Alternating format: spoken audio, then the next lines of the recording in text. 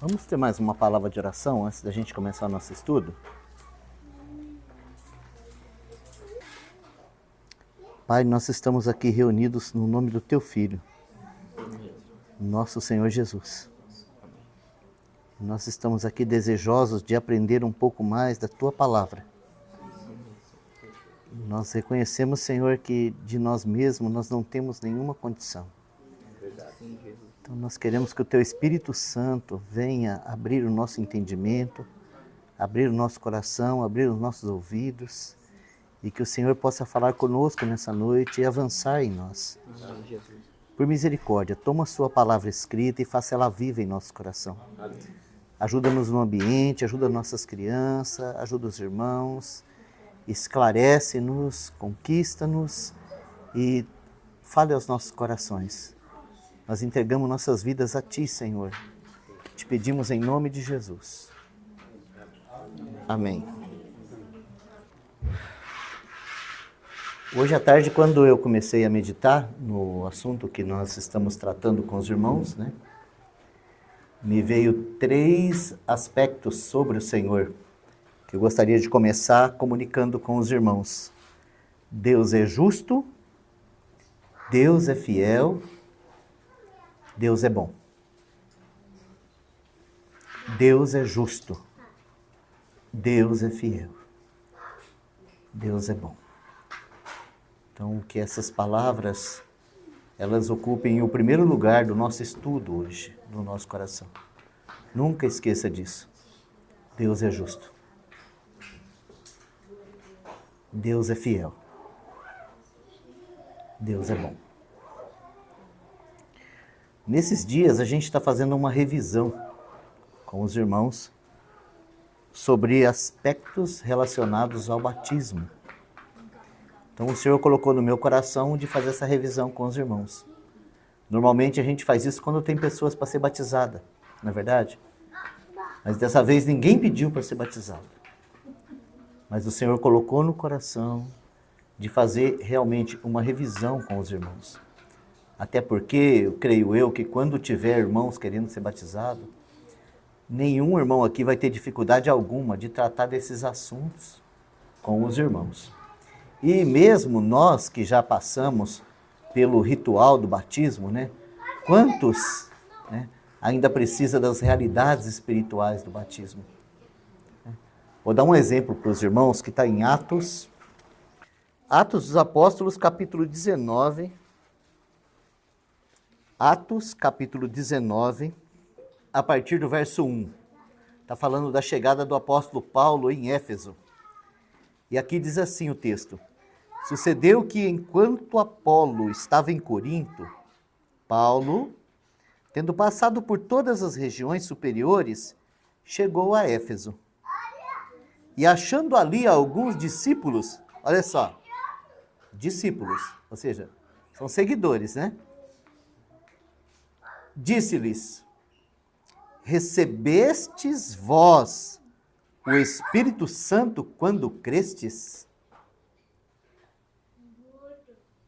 E eles disseram: Nós nem ainda ouvimos que haja Espírito Santo. Perguntou-lhes então: Em que sois batizados? E eles disseram: No batismo de João. Mas Paulo disse: Certamente João batizou com o batismo de arrependimento, dizendo ao povo que cresce no que após ele havia de vir, isso é, Jesus. Em Jesus Cristo. E os que ouviram foram batizados para dentro do nome do Senhor Jesus. E impondo-lhes Paulo as mãos, veio sobre eles o Espírito Santo, e falavam línguas e profetizaram. E estes eram ao todo uns 12 homens. Olha só, o que a gente aprende com essa história aqui? A gente aprende que mesmo os discípulos do Senhor, mesmo nós, discípulos do Senhor, podemos ter debilidade nos fundamentos da nossa fé. Pode haver lacunas nos fundamentos da nossa fé. E são lacunas que foram geradas por ignorância. Essa é a situação dos irmãos lá. Eles nem sabiam que havia Espírito Santo. Eles ainda estavam, fundamentados no batismo de arrependimento. Então Paulo, ele vai esclarecer os irmãos. E a partir do momento que ele esclarece os irmãos, o Espírito Santo trabalha no coração daqueles irmãos e eles estão abertos para avançar no conhecimento do nosso Senhor Jesus Cristo. Quando a palavra de Deus fala assim, antes crescei na graça e no conhecimento do nosso Senhor Jesus Cristo, é isso. Nós precisamos ter esse coração aberto para poder receber as coisas de Deus, que ainda não é experiência nossa, e poder avançar, O Senhor começou uma boa obra, e o que começou é fiel para completar. E como que isso vai acontecer? Então nós precisamos, primeiro, ouvir, Depois de ouvir, considerar, e depois se apropriar. Então, se não ouvir, a gente continua na ignorância, não é verdade? Então é por causa disso que eu preciso continuar esse estudo com os irmãos. E hoje eu vou fazer um pouquinho diferente, porque eu trouxe anotadinho para vocês aqui, porque normalmente a gente estoura o tempo, e aí eu acabo não dando conta de transmitir para os irmãos. Mas hoje, se Deus quiser, a gente vai fazer isso bem tranquilo. Temos nas Escrituras Sagradas duas ordens que chamamos de sacramentos. As ordens em si são batizando-os, o nosso Senhor, ele deixou isso para nós, e Mateus e Marcos nós vamos encontrar as mesmas palavras, que os discípulos deveriam ir pregar o evangelho, fazer discípulo, batizando-os. Então, essa é uma ordem do Senhor, que nós não deveríamos apenas anunciar o evangelho, nós deveríamos batizar aqueles que crescem. Então, já houve na história irmãos que renegaram o batismo, já houve. Mas a grande maioria da igreja não tem esse problema, não. Então, nós chamamos sacramentos, tá? Batismo e ceia, só. Se a gente for falar assim, o sistema religioso tem um monte de sacramento. Mas bíblico, batismo e ceia. As ordens em si são batizando-os e façam isso em memória de mim. Um relacionado com batismo, o outro relacionado com a mesa do Senhor. Apesar das divergências entre o mundo cristão, batismo e ceia são mandamentos do Senhor. E é por essa razão que nós batizamos e também nos reunimos frequentemente juntos para partir o pão. Contudo, a repetição e os rituais têm a tendência de nos tornar apenas praticantes de ritos e perdermos as suas realidades. Essa é a razão porque nesses dias estamos revisando esse assunto, o batismo. Dessa vez nós colocamos em primeiro lugar o batismo do Senhor Jesus. No nosso primeiro estudo nós tratamos disso, E depois falamos daquilo que é o nosso batismo em Cristo Jesus. Ou o nosso batismo no Senhor, como está escrito na maioria dos textos de Atos. Na primeira reunião, falamos sobre a encarnação e o batismo de arrependimento. E como nosso Senhor se fez um conosco ao nascer para dentro de um corpo humano em Belém, e como ele foi contado com os pecadores, quando para cumprir toda a justiça, foi até o Jordão e também recebeu o batismo de João. E isso nós chamamos de identificação, ou seja, o nosso Senhor se identificou com todos os pecadores quando ele foi ser batizado por João. Na última terça, nós demos um novo passo e vimos como que o nosso Senhor, depois de alcançar a plenitude da vida como homem no seu ministério, ele tem aquela experiência de subir aquele monte da transfiguração e estar pronto para subir aos céus. Mas ele desceu aquele monte para ir ao Calvário. Fazer o que no Calvário? Receber um outro batismo. E nós falamos disso na semana passada, sobre o batismo na morte.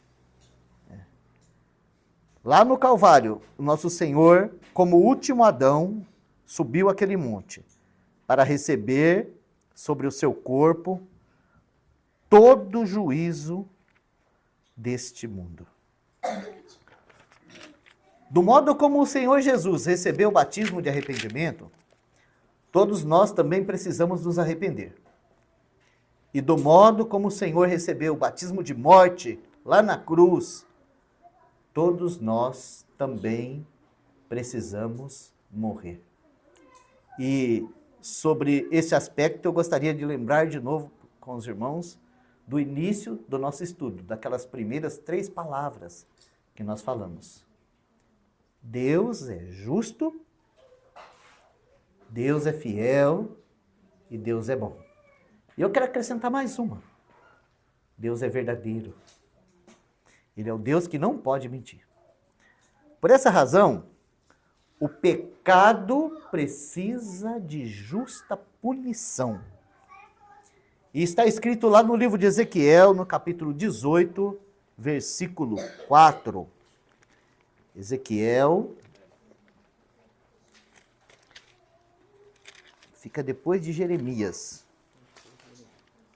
Ezequiel, capítulo 18, versículo 4. Isso. Ezequiel 18, 4. Está escrito assim: Eis que todas as almas são minhas. Como é a alma do Pai, assim também a alma do Filho é minha. A alma que pecar, essa morrerá. Não vou pedir para vocês lerem, mas apenas trazer a lembrança de vocês, que lá em Gênesis 3, Gênesis 2, o nosso Senhor vai dizer a mesma coisa para Adão, com respeito à árvore do conhecimento do bem e do mal. O Senhor diz assim a ele, de todas as árvores do jardim comerás livremente, mas do dia em que comeres desta árvore, do conhecimento do bem e do mal, certamente morrerás.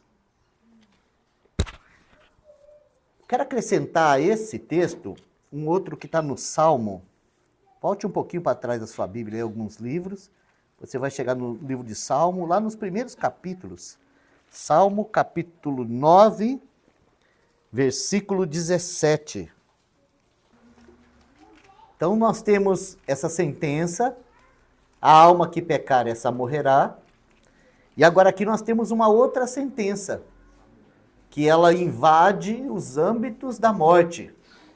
Tá? Ela vai além da sepultura.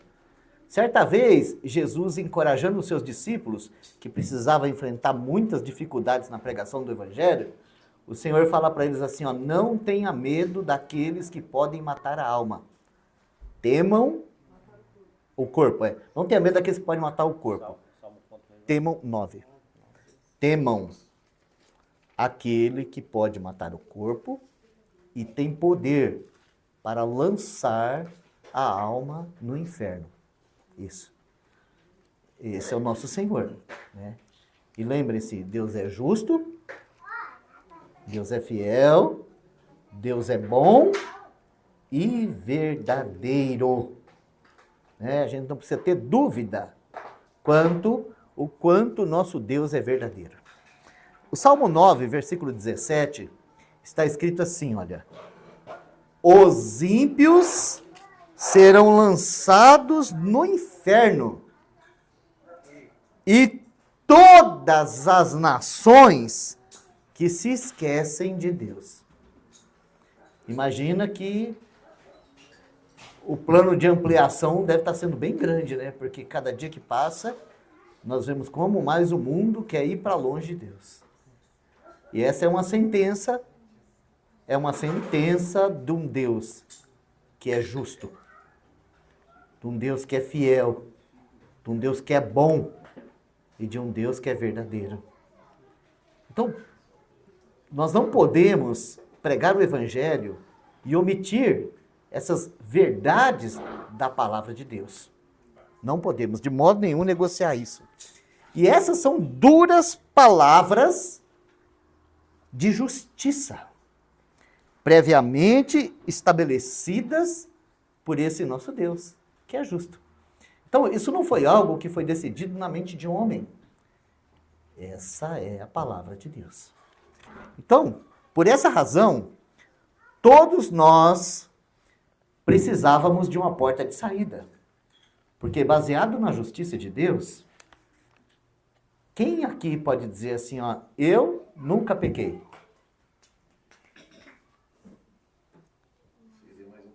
Hã?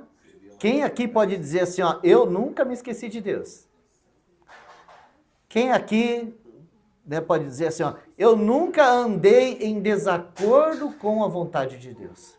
Porque impiedade é isso, viu? É fazer o contrário, né? O Senhor fala assim, segue aqui, você fala, não, eu vou por aqui. Isso é impiedade. Então, sabe, olhando para a justiça de Deus, a gente não encontra nenhum meio racional pelo qual um ser humano possa ser salvo. Nenhuma. Então, como escapar da condenação? O que a gente precisa? Ah, e se Deus nos desse pelo menos uma porta de saída, né? Não é assim que a gente costuma dizer, né? Senhor, no meio das lutas, né? Se tivesse pelo menos uma porta, pelo menos uma oportunidade, pelo menos uma chance. E é exatamente isso que o Senhor fez. Ele preparou uma porta de saída. Ele preparou um meio de escape. Sabe, olhando para as religiões, a gente pode imaginar assim, nossa, tem tantas oportunidades para o homem mudar, né? Mas olhando para a palavra de Deus, a gente não vê isso. Sabe, o Senhor certamente, por causa da sua grande misericórdia, Ele nos deu um Salvador. Por causa do seu amor eterno, Ele nos deu uma salvação. E é tão importante a gente saber disso, que não existe plano B. Não existe repescagem. Não existe plano B. Existe uma salvação. Ele não estabeleceu nenhum outro meio. Ele nos deu em sua graça o seu Filho, Jesus Cristo. Ele não criou uma religião ou alguns tipos de rituais de passagem. Não. Em sua palavra, ele nos deixou um caminho, uma porta de emancipação para fora da vida de pecado, para dentro de uma nova vida. Pedro, quando ele pregou a primeira mensagem dele, esse texto eu quero que vocês leiam, está lá em Atos capítulo 2, versículo 40. Atos 2, 40. Aqui a gente tem o primeiro sermão. O primeiro sermão apostólico da Igreja de Cristo está aqui. Então Pedro, ele se levanta para explicar o Pentecostes. Ele apresenta a exaltação de Jesus como o único motivo do Espírito Santo ter sido derramado, né? É importante para nós entender isso. E em seguida, né, depois dele pregar o evangelho e aquelas pessoas serem compungidas no coração e perguntar assim, e agora o que a gente faz? Então ele vai falar sobre o arrependimento, sobre o perdão de pecados, sobre o batismo, sobre o Espírito Santo. E como que concluindo a sua mensagem, ele diz assim no versículo 40, e com muitas outras palavras, isso testificava e os exortava, dizendo, salvai-vos dessa geração perversa. Ou seja, o evangelho não era um meio de confirmar a geração perversa. O evangelho não era um meio de mascarar a geração perversa. O evangelho não era uma forma de maquiar a geração perversa. O evangelho era a única porta para deixar para trás uma geração perversa. Esse é o evangelho do nosso Senhor. Muito bem. Você entende? Você entende isso? A fé em Jesus deve prover para ti um caminho de arrependimento, perdão, salvação da condenação e uma nova vida em Cristo Jesus. Agora que você creu no fato de que Jesus morreu na cruz para pagar os seus pecados, também quero que você saiba que, como último Adão, ele também morreu como nosso representante. Romanos, capítulo 6, versículo 6. Romanos, capítulo 6. Atos Romanos, é o próximo livro. Romanos, capítulo 6, versículo 6. Está escrito assim: sabendo isso, que o nosso velho homem foi com ele crucificado, para que o corpo do pecado seja desfeito, para que não sirvamos mais ao pecado. Sabendo isso, que o nosso velho homem foi com ele crucificado. Coloca junto desse texto aí, um outro texto que está em 2 Coríntios, 2 livros para frente de Romanos.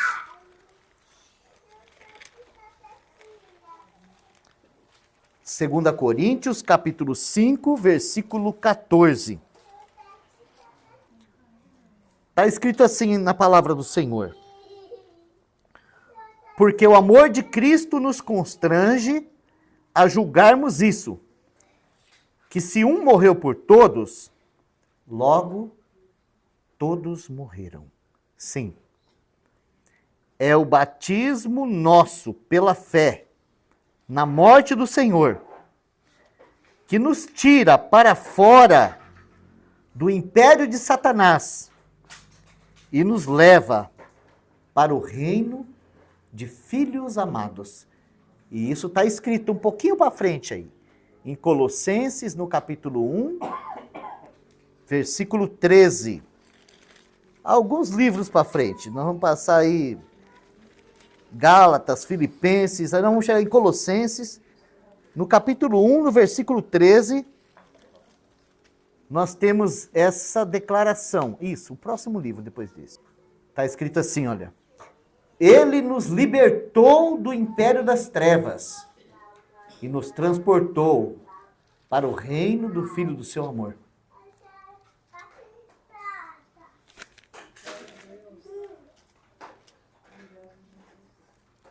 Essa é a obra da cruz. Isso é a cruz. Então, o nosso Senhor, sabe, sendo esse Deus tão santo, tão amável, tão justo, ele decidiu, sem mesmo nos perguntar, ele mesmo se fez pecado por nós. Então, lá na cruz, nós temos o último Adão. E como último Adão, ele vai não só pagar o preço da redenção, mas ele vai nos atrair a si mesmo. É o amor de Cristo que nos leva a julgar isso. Que se um morreu por todos, logo todos morreram. Na semana passada nós terminamos lendo um texto lá do Evangelho de João, no capítulo 12, verso 32. Alguém se lembra? João 12, 32, está escrito assim, ó, são palavras do nosso Senhor. E eu, quando for levantado da terra, todos atrairei a mim mesmo. Então nós podemos dizer assim, olha, o nosso Senhor, né, lá na cruz, ele foi batizado na morte. A morte eterna, ele experimentou sozinho lá na cruz. Sozinho. Mas o que ele fez? Ele nos incluiu na sua morte. Por que ele nos incluiu na sua morte? Para que a justiça de Deus pudesse chegar até a nós, sem sermos lançados no inferno. Então nós podemos dizer assim, tá, que o nosso Senhor, como último representante da raça humana, ele proveu lá na cruz um escape para todos nós. A sentença justa de Deus é: certamente morrerás. A porta que Deus abriu é: com Cristo eu também morri. Consegue colocar aí a justiça de Deus e a tua porta de saída? Ou seja, a sentença de condenação, ela não precisa cair em cima daqueles que creram. Por quê? Porque o Senhor derramou ela sobre o Senhor Jesus. Lá naquele texto de João 12, no verso 30, ele diz assim, ó, agora é o juízo desse mundo. Ou seja, lá na cruz, a humanidade foi julgada no nosso representante. Agora vamos tirar, como fez o Juarez na semana passada, vamos tirar essa palavra humanidade, vamos colocar nosso nome. Né? Nós precisamos crer nisso, que lá na cruz, eu fui julgado no corpo de Cristo. Lá na cruz, sabe, todo o poder que Satanás exerce sobre a humanidade, lá na cruz foi cortado.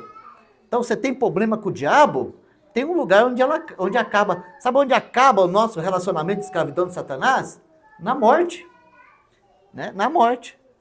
Então, no momento em que você ter fé para crer que você morreu no corpo de Cristo, Satanás não tem mais aonde pegar. Satanás, quando ele vir se relacionar com você, ele tem um defunto. Ele já morreu. Graças ao Senhor. Graças ao Senhor. Né? O Senhor não somente definiu um fim para a nossa velha vida, lá na cruz, mas através da sua morte, ele nos levou para a sua vida de ressurreição. Vamos ver isso? Romanos, vamos voltar lá em Romanos. Lá logo depois de Atos, Romanos capítulo 6. Romanos capítulo 6, versículo 4. De sorte que fomos sepultados com ele pelo batismo na morte, para que, como Cristo foi ressuscitado dentre os mortos pela glória do Pai, assim andemos nós também em novidade de vida. Porque se fomos plantados juntamente com ele na semelhança da sua morte, também o seremos na da sua ressurreição. Irmãos, é pela morte na morte do Senhor que deixamos de maneira justa de sermos contados com a velha parentela e passamos para a família de Deus. Não é maravilhoso isso? Então, até a nossa morte, na morte do Senhor, nós somos contados por Deus como raça adâmica.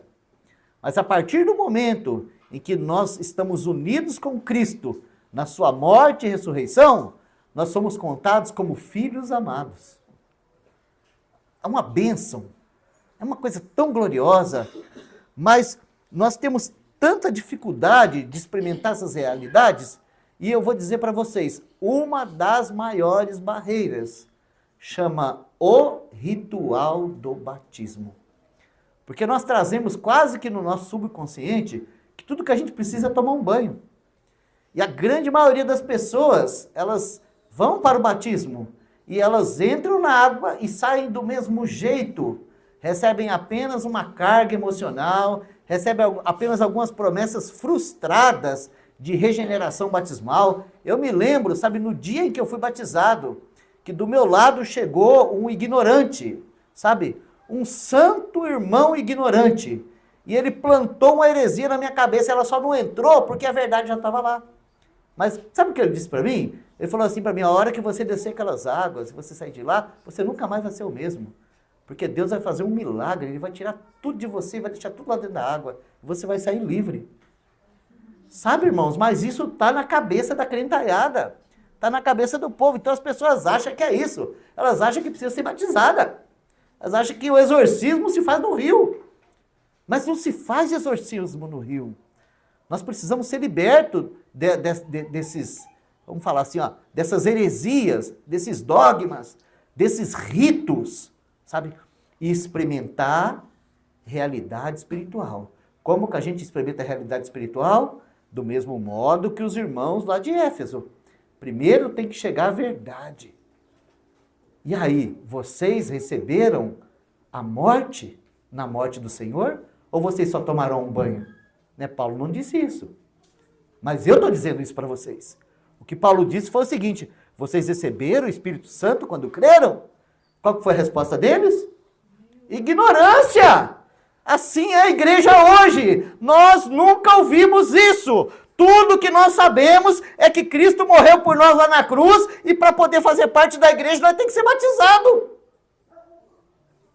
Então, irmãos, o Evangelho nos apresenta uma doutrina do batismo na morte. A mesma palavra de Deus que diz que Cristo morreu por nós, também diz que nós morremos com Ele. Então vamos dizer assim, para você ser justificado, o que você fez? Para você ser justificado, você creu que Jesus morreu por você. Agora, para você ser liberto, você precisa crer que você também morreu quando Ele morreu. Compreendem? Compreende o que nós estamos falando aqui? Essa deve ser a nossa experiência de fé. Esse é o batismo verdadeiro, espiritual, único, que todo cristão deve receber pela fé na palavra. Esse batismo você recebe aqui dentro, ó, pela fé, tá? É assim que começa o verdadeiro batismo cristão. É pela fé naquilo que o Senhor fez lá na cruz. Então, quando você se apropria dessas verdades pela fé, você pode dizer assim: agora sim, eu estou unido a Cristo na sua morte, sepultamento e ressurreição. Eu preciso fazer essa pergunta. Você compreende o que eu estou falando?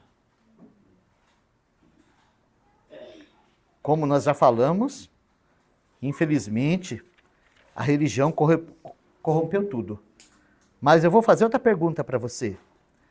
Você já recebeu pela fé o batismo de arrependimento, que nós estudamos há 2 semanas atrás?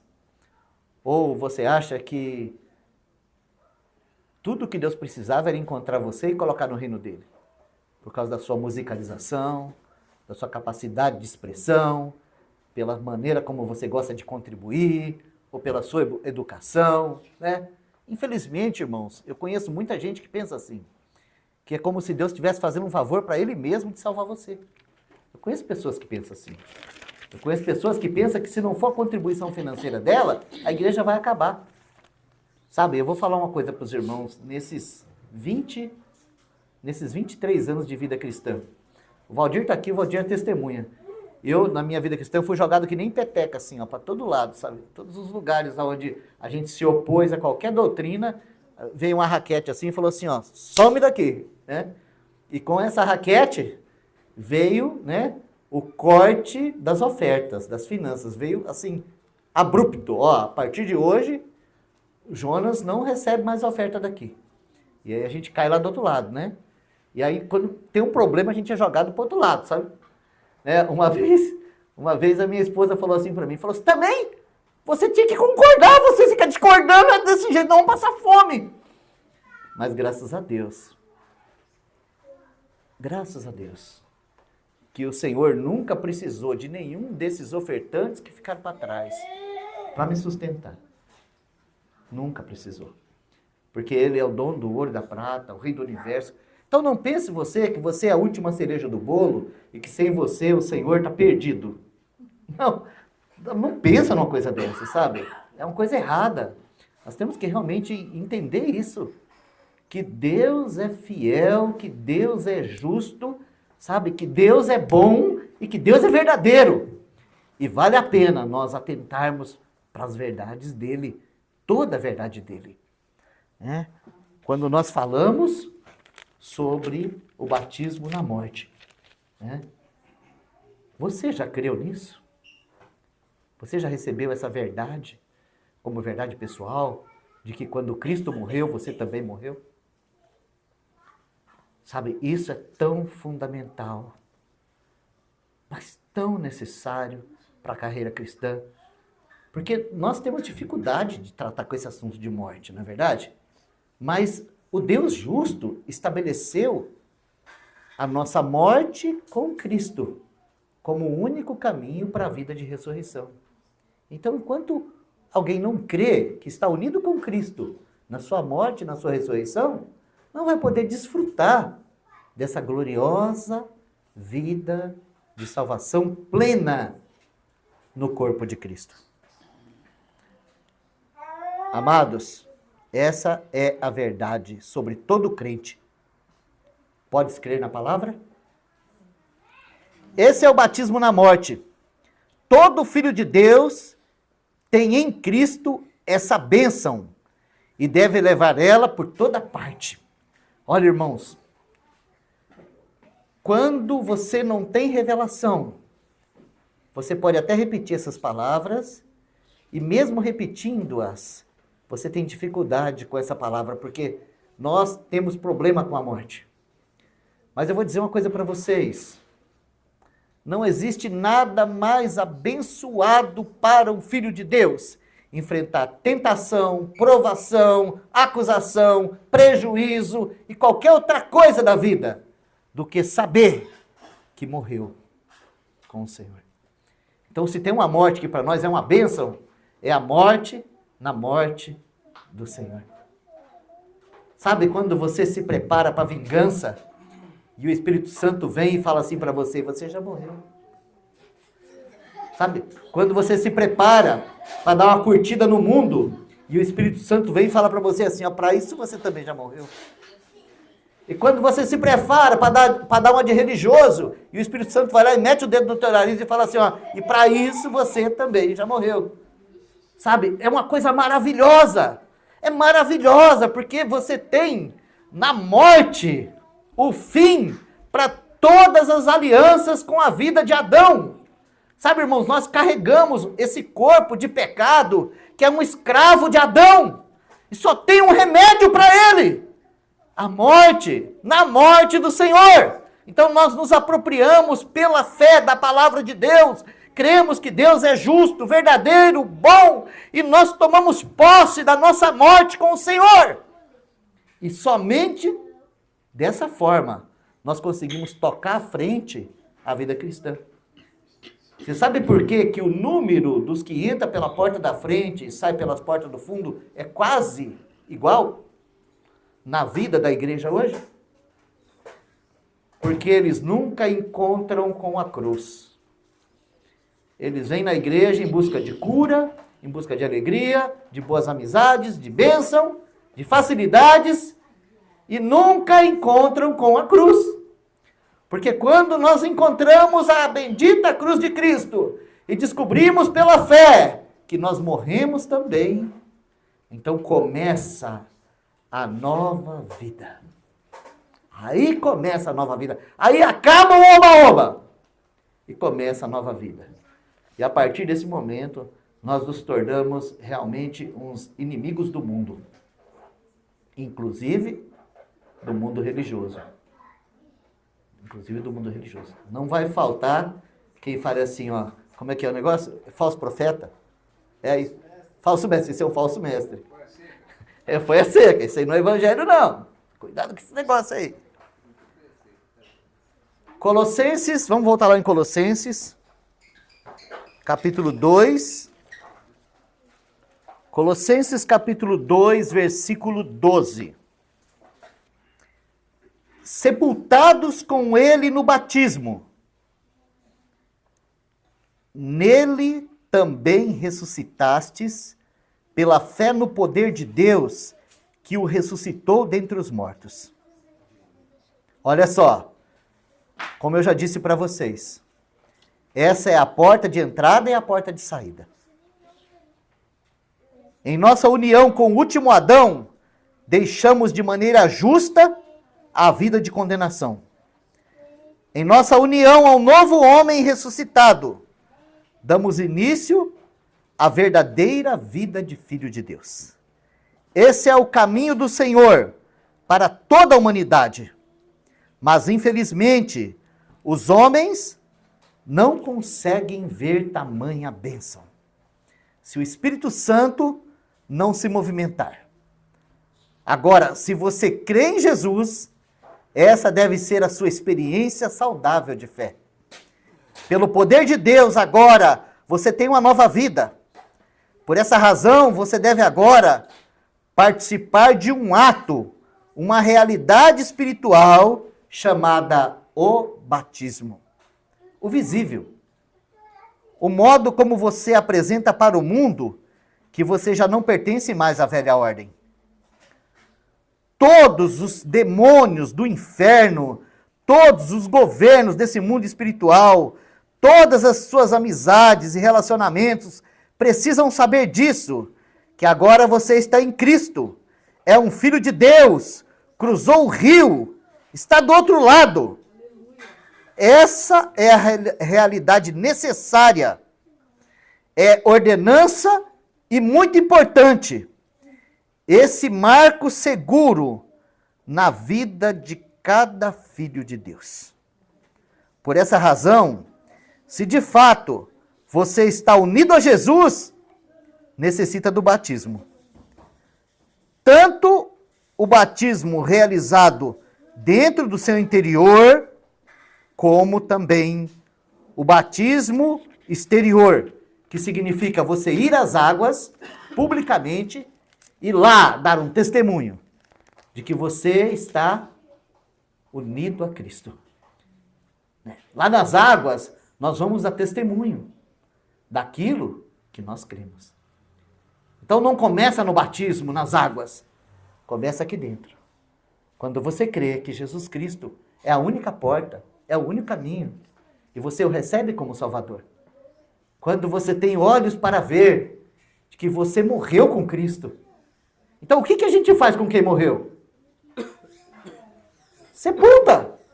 Então nós podemos dizer assim, que esse movimento, né, essa ordenança de ir ao rio e realizar um batismo, na verdade, é também uma cerimônia de sepultamento. Nós estamos lá dizendo para o mundo, visível e invisível, que nós fomos unidos ao Cristo da cruz e que nele nós morremos para a velha ordem das coisas e que nele nós ressuscitamos para viver em novidade de vida. E então nós somos batizados. E no momento em que nós somos batizados nas águas, quem está de fora vai dizer assim, ó, esse agora não é mais quem era. Então, irmãos, nós não podemos desprezar essa ordenança do batismo. Só que nós precisamos do batismo com os fatos dentro do coração. Aí talvez você me diga assim, mas quando eu fui batizado, eu não tinha esses fatos. Então ora ao Senhor. E pede para o Senhor te revelar essas realidades. E se aproprie delas. De que você foi batizado no corpo de Cristo. Que você foi retirado da condenação. E que agora você pertence à família de Deus. Vamos ver um último texto. Lá em 2 Coríntios. Capítulo 5. 2 Coríntios, capítulo 5. Versículo 17. 2 Coríntios, capítulo 5, versículo 17.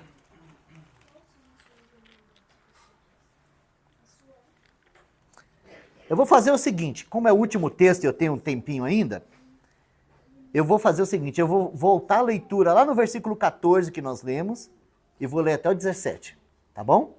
E aí nós vamos encerrar. Se o Senhor permitir, na próxima terça-feira, eu vou concluir esses ensinos falando sobre o batismo no Espírito Santo. Mas vamos lá. Porque o amor de Cristo nos constrange, julgando nós assim, que se um morreu por todos, logo todos morreram. E ele morreu por todos, para que os que vivem não vivam mais para si, mas para aquele que por eles morreu e ressuscitou. Assim que, daqui para frente, a ninguém conhecemos segundo a carne.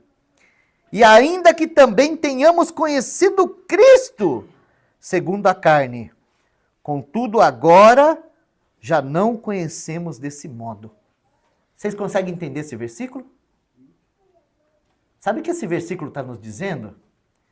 Que hoje nós devemos conhecer Cristo de um outro modo. Sabe qual que é o outro modo? Não é o modo The Chosen, é o modo corporativo. Tá? Nós não temos mais um barbudinho para ver Cristo. Nós temos que ver Cristo nos irmãos. Consegue entender isso? A revelação de Jesus Cristo hoje, ela está para nós aqui no meio. O nosso Senhor está aqui, junto conosco e em nós. E é assim que nós o conhecemos desse modo. É desse modo que nós o conhecemos. Nós conhecemos Cristo assim agora, ó. Cristo está em nós. Amém. E nós estamos em Cristo. Esse é o caminho, irmãos. É por isso que nós somos batizados. Vamos para o texto então. Verso 17. Assim que, se alguém está em Cristo, nova criatura é. As coisas velhas já passaram.